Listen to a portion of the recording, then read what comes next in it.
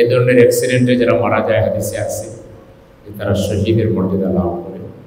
সেই হিসেবে যারা চলে গেছেন তাদের মা বাবা, তাদের আত্মীয় স্বজন এই ভেবেই সান্ত্বনা পেতে হবে যে আমার সন্তান হয়তো আরও কয়েক বছর পরে মারা যেত, কিন্তু আগেই মারা গিয়েছে এবং আমার জন্য সে জান্নাতের সুপারিশ করবে।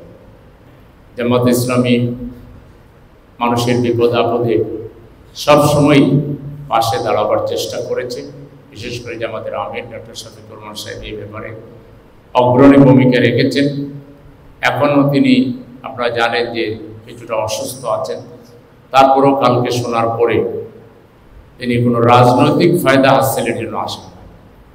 রাজনৈতিক ফায়দা আরও বহুভাবে নেওয়া যায়।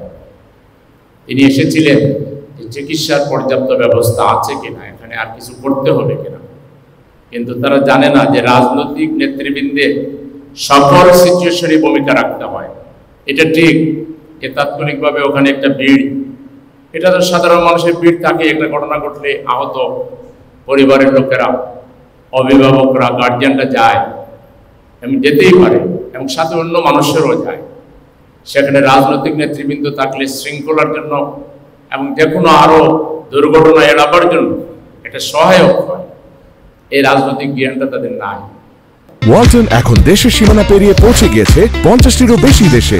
ওয়ালটন, ঘরে ঘরে, বিশ্বজুড়ে। সুতরাং এই জাতীয় বাড়াবাড়িমূলক কার্যক্রম আপনারা বিগত ফ্যাসিবাদ বিরোধী আন্দোলনের যখন চূড়ান্ত পর্যায়ে ছিল, আপনারা তখন অসহায় ছিলেন। এদেশের দায়িত্বশীল রাজনৈতিক দল হিসেবে জামাত ইসলামী আমরা মানুষের বিপদের সময়, যে কোনো ধরনের বিপদের সময় মানুষের পাশে থাকি। সেই সুযোগ অনেকেই পেয়েছে। সেজন্য কথাবার্তা বলার আগে যথেষ্ট হিসাব নিকাশ করে চিন্তা ভাবনা করে বলাটাই দায়িত্বশীলতার পরিচয়।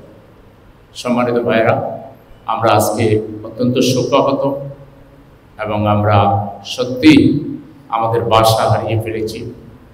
আমাদের প্রিয় কলেজার টুকরা ফুলগুলোকে, আমাদের আগামীর ভবিষ্যৎ জাতির কর্ণধারগুলোকে হারিয়ে আমরা গোটা দেশবাসী আজকে শোকাভিভূত। আমরা আমাদের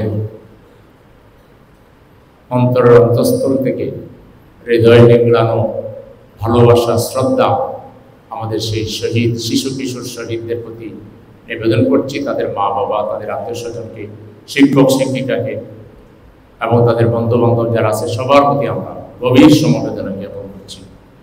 আর যারা এখনও বেঁচে আছেন, আল্লাহ তাআলা যেন তাদেরকে পুরোপুরি শেফা দান করেন, আল্লাহর কাছে সেই তৌফিক কামনা করছি।